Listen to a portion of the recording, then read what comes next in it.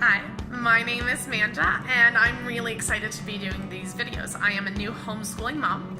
We are just at the beginning of our journey, and I wanted to document this, partially for my own sake, to see where we started and how excited I am, and if this keeps up, and where we'll end up. But it's also for other families. I went to a convention yesterday with my husband, and we got to talk to so many families. There was a commonality amongst these conversations. A lot of people had fear.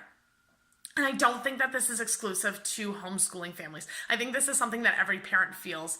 Like, what if I'm not filling the gaps of the public school system? Or if you're the homeschooling family, what if I'm failing my child and I'm completely missing an entire important subject? Yeah, it pretty much comes down to that fear of failure. And I think we all have that fear of failure, but it's remembering that this is important to us. And when something's really that important to you, you work through it. And if you're failing at something, if you're actually struggling in an area where you're not where you want to be, or you feel like you're not doing as well as you could be, you know there are resources you can pull from. You know that public school is always an option to send your child back to, or private school, or looking at online courses, or choosing a different curriculum for homeschooling. Like, you have so many options. So I think it's really important to have each other in this journey and say, like, it will be okay.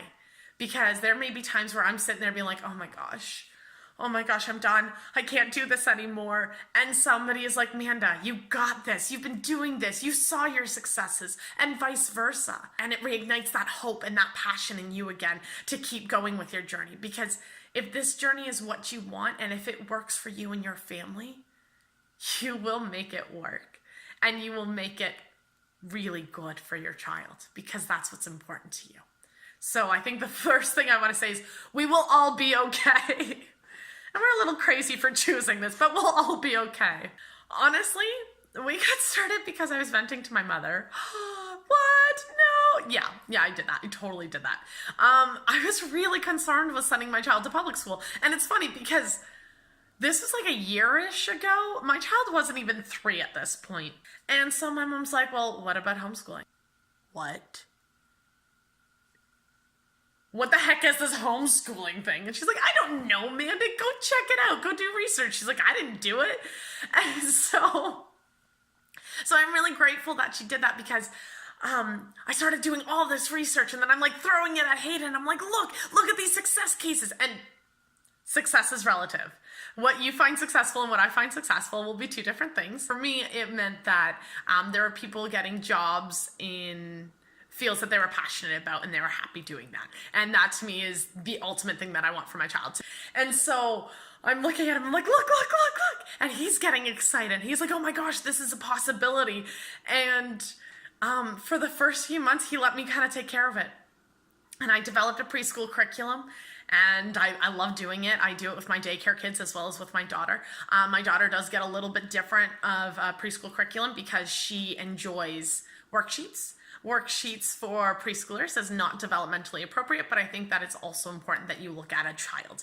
If that's what a child wants, then you're not going to sit there and be like, no, that's not developmentally appropriate.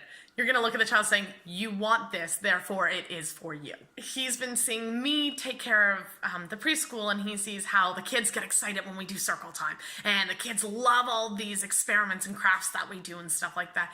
That it started getting him kind of excited about figuring out how he can contribute to Jordan's education as well. So we looked at it. He's taking on a couple subjects come September, and he's really excited about that. And he's been helping with the organizing aspect, which is such a relief on me because I tend to take on a little bit too much of workload. And then I'm like, oh, I'm stretched too thin. I'm so stressed out. And he's like, whoa, calm down. It's all external stress. You don't have to do any of this. But I like doing it. So he has taken on some of it because he's also enjoying doing it. And it's been a blessing. So there are many different kinds of curriculums that you can choose from. You can do the traditional, which is like public school, or you can do unschooling, or you can do everything in between, or you can pick and choose which ones you want from each. And so what's important, I mentioned the traditional. Now, unschooling side is that it's child-led. The child chooses their subjects, they choose the application, and they execute it. pretty much on their own. That's my understanding. There are children who have been successful on both ends and everywhere in between. Okay, I feel like that covered a fair amount in the first video. I want to thank you. Thank you for sharing this journey with me and my family. Thank you for coming on this journey with us. And I can't wait to share more with you. Take care.